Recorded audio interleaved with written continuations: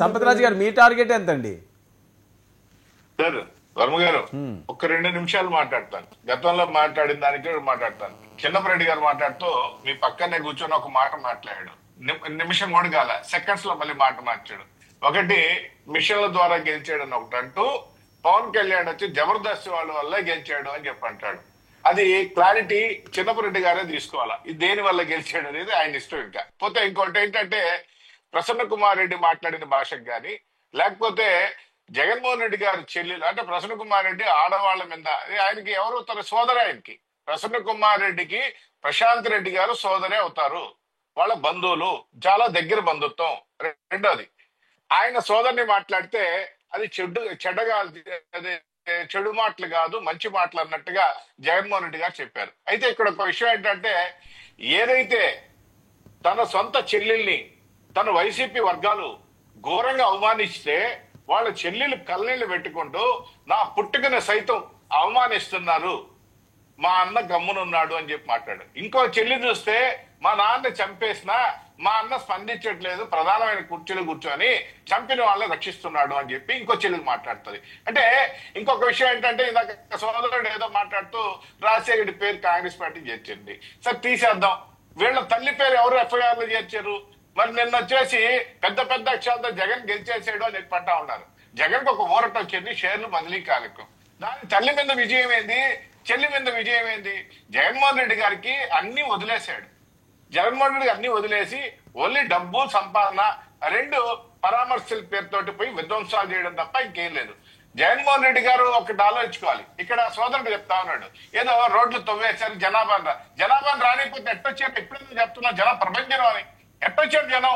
ఎక్కడ రోడ్లు తవ్వలా, ఎవడు టికెట్లు పెట్టి ఆపారు.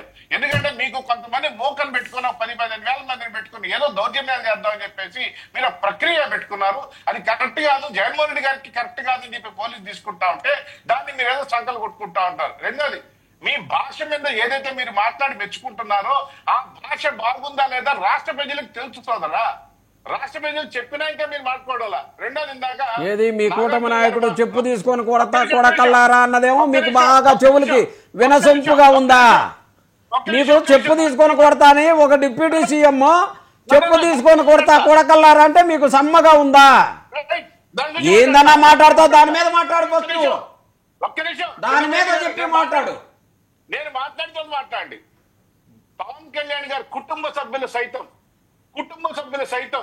భార్య పిల్లల్ని కూడా మాట్లాడితే, నీచంగా మాట్లాడితే, ఒక 5 సంవత్సరాలు ఒక వ్యక్తి ముఖ్యమంత్రిగా ఉంటే పేరు పలకడానికి కూడా చేతరాని ముఖ్యమంత్రి, దత్తపుత్రుడు ఏదైనా మాట్లాడితే అంత అవమానకరంగా చేస్తా ఉంటే లాస్ట్ కి అతను వెక్స్ అయిపోయి మాట్లాడిన మాట, తన దగ్గర మాట్లాడిన మాట మీకు కొద్దిగా ఉండాలా.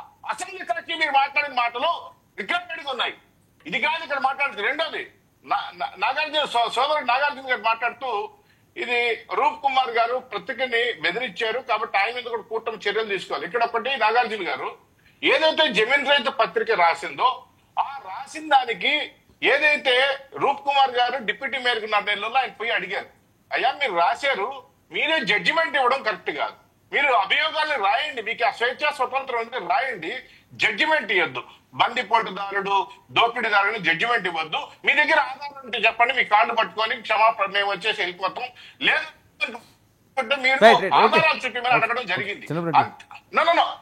నేనేమంటానంటే, ఏదైనా పత్రికల వాళ్ళు కానీ టీవీ వాళ్ళు కానీ ఎవరైనా కూడా అంటే ఒక్కసారి మీ మీద రాశారో లేదో కానీ ఒక్కసారి వెలికిపడ్డారు. రోజు జగన్మోహన్ రెడ్డి గారి మీద 10 ఛానల్స్ 2 టీవీ పేపర్లు నిరంతరం మెయిన్ హెడ్డింగ్ పేపర్లో పెట్టేసి రాస్తా ఉంటే మరి ఆ పెయిన్ ఎంత ఉంటుందో మీకు అర్థం కాలేదా?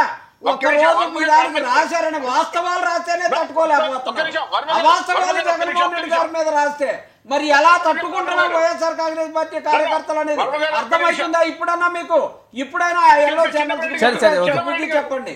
చిన్నపరెడ్డి గారు ఒక్క నిమిషం వినండి. మీరు సాక్షి పత్రికలో ఈనాడు నిన్న రాత్రి నుంచి ఇప్పుడు దాకా పోస్ట్ చేసిన మాటలు చెప్తున్నా, అది ఎవరికి వర్తిస్తుందో మీరే తీసుకోండి. మీ సాక్షి టీవీలో, మీ సాక్షి సోషల్ మీడియాలో చంద్రబాబు నాయుడు గారు ఏదైతే సింగపూర్ ట్రిప్ పోయాడో దాని మీద మీరు రాసిన రాతలు చెప్తున్నా ఎవరికి వర్తిస్తాయో మీరు చెప్పండి. దాని మీద రాశారు, అవినీతి చక్రవర్తి అయిన చంద్రబాబు నాయుడిని సరేలేండి, ఆ హెడ్లైన్స్ అండి ఇప్పుడు ఇక్కడ ఎందుకు?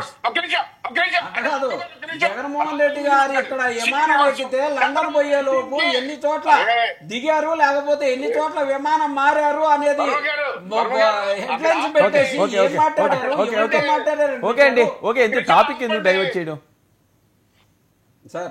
టాపిక్ డైవర్ట్ చేయలేదండి, ఒక్క నిమిషం ఏంటండి వర్మ గారు. టాపిక్ సింగపూర్ పోయింది చంద్రబాబు నాయుడు సొంతం కోసం కాదు, రాష్ట్ర ప్రజల కోసం. ఈశ్వరుని కలవటానికి పోయింది, తీసుకోవాలి కదా. ఈశ్వరుని కలవటానికి. అవినీతి పరుడైనా చక్రవర్తి గారి మిత్రుడు, అవినీతి పరుడు, అవినీతి పరుడు ఈశ్వరుని జైల్లో ఉంటే కలవటానికి. నేను ఎవరిని విమర్శించిన బాగా వినండి. ఇక్కడ చంద్రబాబు నాయుడుకి సీన్ రివర్స్ అంట, చంద్రబాబు నాయుడు టీం కి ఎదురు చెప్పంట, సింగపూర్ ప్రజలకు షాక్ ఇచ్చారంట. ఏం మాట్లాడతారు వీళ్ళు? సింగపూర్ ప్రజలకి షాక్ ఇచ్చారు. ఎవరికి వర్తిస్తాయి ఇవన్నీ కూడా? అవినీతి చక్రవర్తి, స్కాములకి రారాజు, ఇవన్నీ ఎవరో రాష్ట్రపతి అవుతారు. రెండోది, ఒక ప్రత్యామ్నాయంగా ఇంగ్లీష్ పత్రికలు ఎవరు రాసిన కూడా మీకు చెప్తాను వినండి బ్రదర్. మీ సాక్షి కాదు, ఇంగ్లీష్ పత్రికలు ఎవరు రాసినట్ట, Chandrababu Naidu ask Singapore for investment in Andhra Pradesh. రెండోది, గతంలో ఏదైతే ఇన్వెస్టర్ కాన్ఫిడెన్స్ ని కోల్పోయామో ఆ కాన్ఫిడెన్స్ ని కల్పించేదానికి ముఖ్యమంత్రి గారు ప్రయత్నం చేశారు సింగపూర్ లో. ఇంకోటి ఏంటంటే ఇంగ్లీష్ పత్రికల్లో చాలా నీట్ గా ఏదైతే ఒక మన కాన్ఫిడెన్స్ రీబిల్డ్ చేయడానికి ముఖ్యమంత్రి గారు కష్టపడ్డారు. ఇలాంటి రాతలు ఇంగ్లీష్ పత్రికల్లో రాశారు.